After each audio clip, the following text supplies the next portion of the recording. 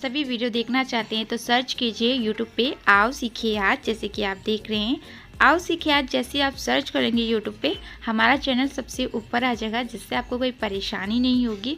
आप किसी भी वीडियो को आसानी से देख सकते हैं। यहाँ पर आप देख रहे हैं कि हमारा चैनल आ चुका है, इस तरीके से आएगा, जिसमें रेड कलर का बटन होगा जिसको आपको टच करना है।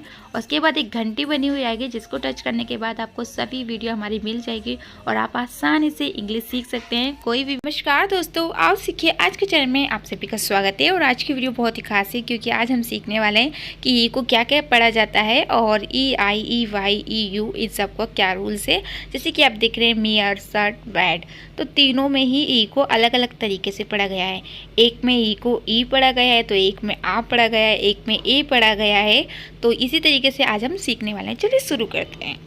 सबसे पहले आप देख लीजिए ई को क्या क्या पढ़ा जाता है। तो देखिए ई को ई भी पढ़ा जाता है, बड़ी ई भी पढ़ते हैं, ई आ भी पढ़ते हैं और आ भी पढ़ते हैं और ए भी पढ़ते हैं। आप कंफ्यूज ना हो, सिंपल तरीके से समझे तो ई को ई पढ़ा जाता है या फिर आ या फिर ए या फिर ई आ। ये चार तरीके से ई को क्या क्या पढ़ा जाता है ये मैंने आपको बताया। तो सबसे पहले जान लेते हैं कि ई को ई कब पढ़ा जाता है। तो देखिए ई के बाद अगर एक अक्षर छोड़ के फिर से ई आता है तो ई को ई पढ़ा जाता है। अगर आपको समझ में नहीं आया तो एक बार मैं आपको अच्छे से समझा देती हूँ। जैसे कि सिड, सिड में आप देख रहे हैं सी के बाद ई है, फिर डी है और उसके बाद फिर से ई है। यानी कि ई के बाद बीच में कोई होगा, यानी कि बीच में डी होगा, एम होगा, टी होगा, जो भी होगा, और उसके बाद दोबारा से ई आ जाता है तो आपको ई को ई पढ़ना है। जैसे कि सिड में सी को सा पढ़ें, क्यों? क्योंकि सी के बाद ई होता है या फिर आई या फिर वाई होता है तो सी को सा पढ़ा जाता है। अगर आई वाई ई नहीं होगा तो सी को आपको का पढ़ना जाता है। बट अगर यहाँ पर सी के बाद ई है तो सी को सा पढ़ेंगे। तो सी को हमने सा पढ़ा, उसके बाद ई को हमने ई पढ़ा। जैसे कि मैंने आपको बताया ई के बाद अगर एक वर्ड छोड़ के फिर से ई आएगा तो ई को ई पढ़ेंगे। तो यहाँ पर ई को हमने ई पढ़ा, डी को डा पढ़ा और लास्ट में कहीं भी अगर ई होता है तो वहाँ पर हम ई को नहीं पढ़ते हैं। और कहाँ पर ई को पढ़ा जाता है, कुछ ऐसे वर्ड मीनिंग होती है जहाँ पर ई को पढ़ा जाता है लास्ट में भी। 5-6 होते हैं टोटल, वो मैं आपको लास्ट में समझा दूँगी, तो टेंशन ना ले। तो आपको समझ में आ गया कि ई को ई कब पढ़ा जाता है। एक बार और समझ लेते हैं। मीट, मीट में आप देख रहे हैं एम को माँ पढ़ रहे हैं, ई को ई पढ़ रहे हैं क्योंकि एक वर्ड छोड़ के फिर से ई आ रहा है। जैसे कि पहले ई आ रहा है, फिर बीच में टी आ रहा है और फिर से दोबारा से ई आ गया। तो अगर इस तरीके से आता है तो आपको ई को ई पढ़ना है। तो एम को माँ पढ़ा, ई को ई पढ़ा, टी को टा पढ़ेंगे, सिंपल है। और लास्ट वाले ई को पढ़ते नहीं हैं तो आपको नहीं पढ़ना है, ठीक है। उसके बाद और भी हम बहुत सारे सिखाने वाले हैं, तो चलिए आगे देखते हैं कि ई को ई अ कब पढ़ा जाता है, यानी कि ई आ किस टाइम पढ़ा जाता है, उसका क्या रूल्स है। तो बहुत ही सिंपल है, आपको याद करना है और इसको लिख के रख लीजिए ताकि आपको आगे भी याद रहे, ठीक है। बार बार वीडियो भी ना देखनी पड़े। तो देखिए शब्द के अंत में, यानी कि कोई भी वर्ड मीनिंग होगी और उसके लास्ट में ई आर ई, क्या चीज़ याद रखनी है आप लोगों को, आर ई अगर लास्ट में होगा तो आपको उसे ई आ पढ़ना है। क्या पढ़ना है? सिंपल, लास्ट वाले ई को तो हम पढ़ते ही नहीं है, बट आपको ई आर को क्या पढ़ना है, ई अ। तो जैसे कि मैंने आपको बताया ई के बाद अगर एक वर्ड छोड़ के ई होता है तो ई को क्या पढ़ते हैं, ई पढ़ते हैं। बट यहाँ पर थोड़ा सा अलग है, क्यों? क्योंकि यहाँ पर बीच में आर है। तो अगर बीच में आर होगा तो आपको ई नहीं पढ़ना है, ये चीज़ याद रखिएगा। क्योंकि आपको जैसे मैं सिखा रही हूँ तो आपको ऐसे ही लगेगा कि बीच में कुछ भी आएगा तो हमें ई पढ़ना है, बट आर को छोड़ के अगर कुछ और आएगा तो आपको ई पढ़ना है। तो यहाँ पर आपको समझ में आ गया कि ई को ई आ कब पढ़ा जाता है। एक बार एग्जाम्पल देख लेते हैं ताकि आपको और अच्छे से समझ में आ जाए। जैसे कि मियर और स्पीयर, स्पीयर में देखिए मैं आपको समझा देती हूँ। एस के बाद कोई भी मात्रा नहीं है तो हम एस को आधा शाह लिखेंगे, ठीक है। अगर कोई भी वर्ड मीनिंग है, यानी कि एस है, टी है, कोई भी लेटर है, तो आपको अगर उसके बाद मात्रा नहीं है तो आपको उसको आधा पढ़ना होता है। ये चीज़ें मैं बहुत बार बता चुकी हूँ आप लोगों को। चलिए अब देख लेते हैं पी एच को फा पढ़ते हैं, ये तो सभी को पढ़ता है। और फिर यहाँ पर सबसे इम्पोर्टेंट चीज़ क्या है, वो है ई आर ई, जो हमें याद रखनी है। तो ई आर ई को क्या पढ़ना है, ई अ पढ़ना है। तो ई आ तो पढ़ना है, बट एक चीज़ याद रखिएगा, ई अ हम ई को पढ़ रहे हैं। किसको पढ़ रहे हैं? ई को पढ़ रहे हैं। पर अगर आप मान लीजिए ई आर ई है तो उसमें आपको आर को भी पढ़ना होगा। सिर्फ आप ये ना करें कि आर को पढ़े ही ना सिर्फ ई आर लिखते, नहीं, सिंपल तरीके से अगर समझे तो उसे ईयर पढ़ना है। ई आर ई को आपको ईयर पढ़ना है, जैसे कि स्पीयर, ठीक है। तो अगर ई आर ई कहीं भी लास्ट में होगा किसी भी वर्ड मीनिंग में तो आपको उसको ईयर पढ़ना। तो क्या कि भाई अगर ई आर ई कहीं भी होगा तो उसको हम ईयर पढ़ेंगे। जैसे कि स्पीयर, क्यों स्पीयर हुआ, क्योंकि ई जो है वो ई की मात्रा हो गया, जैसे ईयर पढ़े तो जो शुरू वाला ई है वो हमने ई की मात्रा लगा दिया, और आ को हमने आ पढ़ा, और आर का रा है तो र लिख दिया, यानी कि स्पीयर। उसी तरीके से कोहियर, तो कोहियर में भी एक चीज़ समझिएगा, सी को का पढ़ें, क्यों, क्योंकि मैंने आपको बताया कि अगर सी के बाद आई वाई ई, अगर ये तीनों में से कोई सा भी एक आता है तो आपको सी को सा पढ़ना है। बट अगर तीनों में से कोई सा नहीं है, कौन से, आई वाई ई अगर नहीं है तो आपको उसको का पढ़ना है। तो यहाँ पर हम क्या पढ़ें, सी को का पढ़ें, ठीक है। तो सी को का पढ़ रहे हैं, और ओ को हम ओ की मात्रा पढ़ रहे हैं, और उसके बाद सिंपल हमारा क्या है, एच को हा पढ़ रहे हैं, तो हो ही गया, आपको पता ही होगा। और यहाँ पर देखिए ई आर ई फिर से आ गया, तो हम इसको क्या पढ़ रहे हैं, ईयर। तो ईयर में जो शुरू वाला ई होगा उसको आपको लगाना है मात्रा। शुरू वाले ई को आपने ई पढ़ दिया, ठीक है, और उसके बाद जो आर ई है उसको हमने अर पढ़ दिया। वैसे तो लास्ट वाला ही हम पढ़ते ही नहीं है, पर अगर आपको नहीं याद हो रहा है तो सिंपल याद रखिएगा, कहीं भी लास्ट में वर्ड मीनिंग में अगर ई आर ई होगा तो उसको आपको ईयर पढ़ना है, पर लास्ट वाले ई को आप तब भी नहीं पढ़ रहे हैं। ये चीज़ याद रखिएगा, कभी आप ध्यान रखें कि लास्ट वाले ई को पढ़ रहे हैं, ठीक है। तो यहाँ पर आपको समझ में आ गया। उसके बाद देखिए यहाँ पर अष्टमो स्पीयर, तो इसमें क्या है, पहले आपको क्या करना है, अष्टमो, पहले आपको अष्टमो को पढ़ना है। अब क्या होता है, जब इतनी बड़ी बड़ी वर्ड मीनिंग होती है ना तो हमसे पढ़ा भी नहीं जाता कि हम इसको कैसे पढ़ें। तो अगर आपको ये भी जानना है कि बड़ी बड़ी वर्ड मीनिंग को आप किस तरीके से आसानी से पढ़ सकते हैं तो आप हमें कमेंट करके बताइए, हम आपके लिए वीडियो बना देंगे। तो सबसे पहले अष्टमो स्पीयर को किस तरीके से पढ़ा जाएगा, तो देखिए पहले एक टी को अष्ट पढ़ा, उसके बाद एम को मा पढ़ा, ओ को ओ की मात्रा पढ़ा, ये हमारा हो गया अष्टमो। तो आपने अष्टमो पढ़ दिया। अब उसके बाद आपको स्पीयर याद करना है। स्पीयर कैसे, देखिए शुरू में देखिए, अब ये आप कैसे पहचानेंगे कि भाई आधा अष्टमो अलग है और स्पीयर अलग है, वो चीज़ देखिए। अष्टमो क्या है, वो एक अलग शब्द है, और स्पीयर एक अलग होता है, आपने पढ़ा होगा तो आपको पता होगा। तो अष्टमो स्पीयर में देखिए एस शुरू में है तो आधा श लिखा जाएगा, तो मैं आपको पहले भी बता चुकी हूँ तो आपको अच्छे से समझ में आ गया होगा, ठीक है।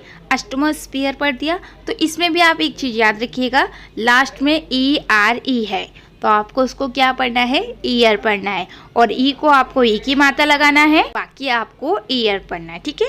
तो आपको समझ में आ गया किस तरीके से ई आर ई को पढ़ना है, कहाँ पर किसको किस तरीके से यूज़ करना है, उसको किस तरीके से समझना है। चलिए अब आगे देख लेते हैं कि ई को आ कब पढ़ते हैं। तो आपने देखा ही होगा कि बहुत सारी जगह ऐसा होता है कि ई को आ पढ़ देते हैं, पर हम लोगों को नहीं पता होता कि ई को आ भी पढ़ा जाता है, क्योंकि हम लोगों को तो इतना ही सिखाया जाता है कि ई को ई पढ़ते हैं। ज़्यादा से ज़्यादा आपको ए का पता चल जाता है कि हाँ भाई ए भी पढ़ा जाता है, पर ई को आ पढ़ते हैं ये चीज़ें हमें नहीं समझ में आती। तो कब पढ़ते हैं ये जान लेते हैं। देखिए व्यंजन, व्यंजन यानी कि जो मात्राएँ नहीं होती। अब जैसे ABCD होती है आपकी, उसमें क्या होता है मैं आपको हिंदी में समझाती हूँ। देखिए जैसे आपका आ से अनार होता है तो उसमें का से कबूतर होता है और आ से अनार अलग होता है, यानी कि आ से लेके ज्ञा ज्ञानी तक होता है, तो उसमें आ से लेके अंगा खाली तक का जो होता है वो हमारी मात्राएं होती है। क्या होती है, जैसे आ मात्रा है, ई मात्रा है, तो ये सब मात्रा है वोवल से, यानी कि। और इसके बाद का से कबूतर से लेके ज्ञा ज्ञानी तक जो होता है वो आपके कॉन्सोनेंट होते हैं, यानी कि वो मात्राएं नहीं होती। का से लेके ज्ञा तक के वो मात्रा नहीं होती। तो इसमें भी आपको यही चीज़ याद रखना है कि अगर वो मात्रा शुरू में नहीं होनी चाहिए, शुरू में क्या होना चाहिए, का से लेके ज्ञा तक के बीच का कोई सा भी अगर लेटर है तो आपको वो चीज़ याद रखनी है, व्यंजन होना चाहिए। उसके बाद तो आपका ई आर और फिर से कोई सा भी व्यंजन हो, यानी कि ई आर के आगे और पीछे मात्रा नहीं होनी चाहिए। ई आर के आगे पीछे मात्रा नहीं होनी चाहिए। 4 होंगे, जैसे कि पहले व्यंजन होगा, फिर ई आर ई होगा, फिर व्यंजन होगा। तो आपको ई आर को क्या पढ़ना है, अ पढ़ना है, यानी कि ई को आपको अ पढ़ना है, आर को रा पढ़ना है, यानी कि अर, ठीक है, तो समझ में आया? भी अगर आपको समझ में नहीं आया तो अच्छे से समझ लेते हैं। पर देखिए जैसे कि जार्क, जार्क में क्या है, जे मात्रा नहीं है। बीच का देखिए पहले ई आर, तो बीच में ई आर है और उसके आगे देखिए मात्रा नहीं है, वो क्या है, जे है। पीछे क्या है ई आर के हैं, वो भी कोई मात्रा नहीं है। तो हमें ई आर को क्या पढ़ना है, आर पढ़ना है, यानी कि ई को हमें आ पढ़ना है। तो समझ में आ गया कि ई को आ कब पढ़ते हैं। अब देखिए आप सोच रहे होंगे कि कितना लंबा लंबा बता रही हैं। लंबा इसलिए समझा रही हूँ आपको अच्छे से, क्योंकि आपको समझ में आना चाहिए। मैं सिर्फ इतना चाहती हूँ कि आपको कोई भी चीज़ अच्छे से समझ में आ जाए, इसलिए मैं थोड़ा लंबा लंबा ऐसे एग्जाम्पल दे रही हूँ कि आपको थोड़ा सा लग सकता है कि बोर कर रही है, बट नहीं, आपको समझाने के लिए कर रही हूँ, ठीक है। उसके बाद देखिए हार्ड में भी आप देखें ई आर है, ई आर के आगे क्या है, कॉन्सोनेंट है और पीछे भी है, यानी कि वोवल्स नहीं है दो आगे पीछे, तो उसको भी ई आर को हमें आर पढ़ना है। शर्ट पे भी आप देख रहे हैं ई आर के आगे पीछे वोवल्स नहीं है, तो ई आर को आर पढ़ना है, यानी कि शर्ट। तो देखिए सी का मैंने आपको बताया था कि सी के बाद अगर ई आई वाई होता है तो सी को सा पढ़ते हैं। तो यहाँ पर सी को सा पढ़ा और ई को हमने आ पढ़ा, आर को हमने रा पढ़ा।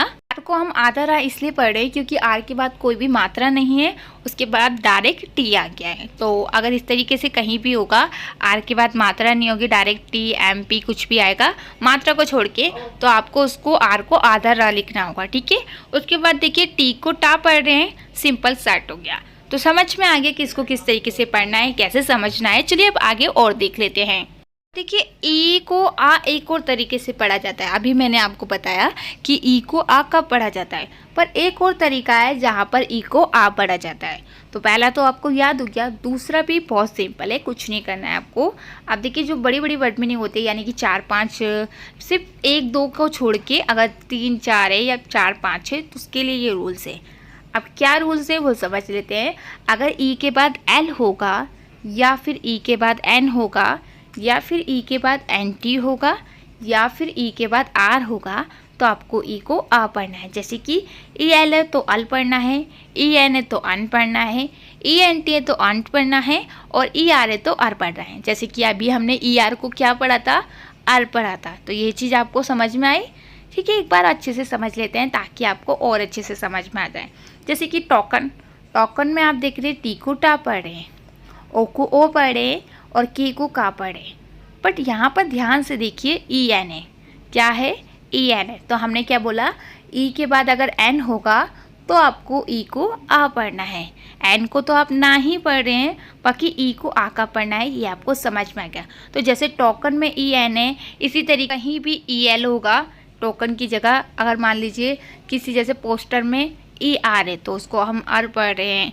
और बहुत सारे ऐसे हैं जैसे टर्नर है, वर्नर है, यहाँ पर सभी में आप देख रहे हैं ई को आ पढ़ा जा रहा है।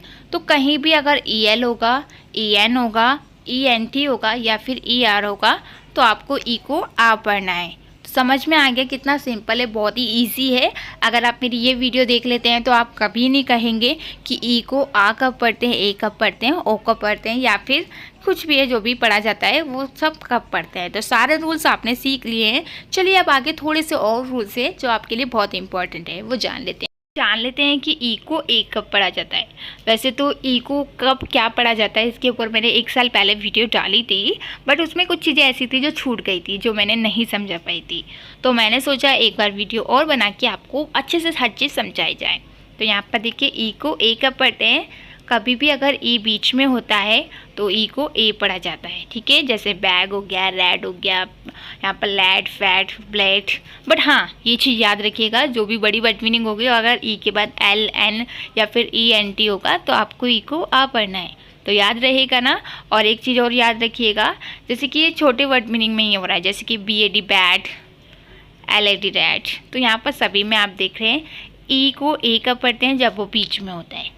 तो सिंपल है, कुछ भी नहीं है, आपको बहुत आसानी से याद हो जाएगा। बस आपको क्या करना है, एक बार बुक की रीडिंग कीजिए, और अगर कोई ऐसा है जो मैंने आपको नहीं समझाया हो तो आप हमें कमेंट बॉक्स में बताएं। मानती हूँ थोड़ा लेट हो जाता है आंसर देने में, तो उसके लिए सॉरी, बट हाँ कोशिश करती हूँ कि आपके सारे कमेंट्स का आंसर दे सकूँ। चलिए अब आगे देख लेते हैं, डबल ई को क्या पढ़ा जाता है। जैसे कि हमने जाना कि ई को क्या पढ़ा जाता है, पर काफ़ी बार ऐसा होता है कि दो बार ई आ जाते हैं एक साथ, तो उसको क्या पढ़े। तो देखिए डबल ई को सिंपल ई पढ़ा जाता है और कुछ नहीं पढ़ा जाता है। पर हाँ, अगर डबल ई के बाद आर आ जाता है तो वो थोड़ा चेंज हो जाता है, तो वो उसको क्या पढ़ा जाता है वो मैं आपको बता दूंगी। बट आपको याद रखना है कि कहीं भी अगर डबल ई होगा तो आपको उसको ई पढ़ना है। बट आर को अगर आर होगा तो उसके लिए थोड़ा अलग है, जो मैं आपको अभी समझाने वाली हूँ। जैसे कि बी हो गया, फी हो गया, नी हो गया, ब्रेड हो गया, फ्रिज हो गया, जीप हो गया, मिक हो गया, पिक हो गया, स्लीट हो गया, फ्लीट हो गया। सभी में आप देख रहे हैं फील सी वगैरह जितने भी है सब में ई पढ़ा जा रहा है। तो समझ में आ रहा होगा कि ई को कब क्या पढ़ा जाता है। ठीक है, तो डबल ई का भी आपने जान लिया कि कहाँ क्या पढ़ा जाता है। अब जान लेते हैं कि डबल ई के साथ अगर आर होगा तो उसको क्या पढ़ा जाएगा। डबल ई के बाद अगर आर होगा तो उसको क्या पढ़ेंगे। तो जैसे कि मैंने आपको बताया कि अगर डबल ई कहीं पर भी होगा तो उसको हम ई पढ़ेंगे, पर अगर उसके साथ आर है तो आर को आपको आर पढ़ना है। यानी कि डबल ई को ई तो आप पढ़ रहे हैं, पर आर है तो उसको आर को अर पढ़ना है। जैसे कि बी अर, आ रहा है ना समझ में, डी अर, ची अर, जी अर, इस टी अर, एन जी न र। तो इसी तरीके से आपको समझ में आ रहा होगा कि किस तरीके से किसको क्या पढ़ा जाता है। अगर आपको ये नहीं पता है कि पी को पा पढ़ें पर आई ओ को क्या पढ़ते हैं, तो मैं सबसे पहले वो बता देती हूँ। तो देखिए पी को तो आपको पा पढ़ना है और आई को आपको क्या पढ़ना है, ई पढ़ना है। यानी कि ई ओ, आई ओ अगर कहीं भी साथ में होगा तो आपको उसको ई ओ पढ़ना है। ठीक है, जैसे कि पी पापे की मात्रा लग गया और ओ को ओ पढ़े, यानी कि पी ओ नियर। तो अगर आपको और भी कोई चीज़ें जो जैसे कि आई ओ को क्या पढ़ते हैं हमें नहीं पता होता, और भी बहुत सी ऐसी चीज़ें आ जाती हैं जब हम बुक पढ़ते हैं तो हमें समझ में नहीं आता कि इसको क्या पढ़ते हैं भाई, तो आप मुझसे पूछ सकते हैं। ठीक है, चलिए अब आगे जान लेते हैं किसको क्या पढ़ा जाता है। ये ई यू को क्या पढ़ते हैं, ई यू को यू पढ़ते हैं। अब आप ऐसे नहीं पढ़ सकते कि ई को ई पढ़ें और यू को यू पढ़ें, यानी कि ई यू, नो। आपको क्या करना है, आपको ई यू दोनों को यू पढ़ना है। और जो ये ई यू है ना, ये कोई वोवल्स नहीं है, इसको मात्रा नहीं माना जाता। इसको अगर आप कहीं भी यूज़ करेंगे तो ये मात्रा नहीं माना जाएगा। जैसे कि यूफानी, यूफानी में आप देख रहे हैं इसको यू लिखा जा रहा है, इसको ई यू नहीं लिखा जा रहा। ठीक है, तो बहुत सारे रूल्स ऐसे होते हैं जो वोवल्स आपसे पूछा जाता है कि यहाँ पर वोवल्स है या फिर कॉन्सोनेंट है, तो इस चीज़ का ध्यान रखिएगा। ठीक है, तो यहाँ पर आपने समझा कि ई यू को क्या पढ़ा जाता है और इसको किस तरीके से यूज़ किया जाता है। तो चलिए आगे थोड़ा सा और देख लेते हैं और इसके बाद फिर वीडियो में मैं आपको क्या सिखाने वाली हूँ वो आप मुझे खुद बताइए कि आप क्या सीखना चाहते हैं। कोशिश करूँगी कि जो भी आप सीखना चाहते हैं वो सिखा पाऊँ। तो चलिए थोड़ा सा रह गया है वो जान लेते हैं कि ओ वाई को क्या पढ़ा जाता है ये जान लेते हैं। वैसे तो ओ वाई को ओ ही पढ़ा जाता है, शायद आपको पता भी होगा, बट कुछ चीज़ें जो ऐसी है जो मैं आपको यहाँ पर नई तरीके से बताने वाली हूँ।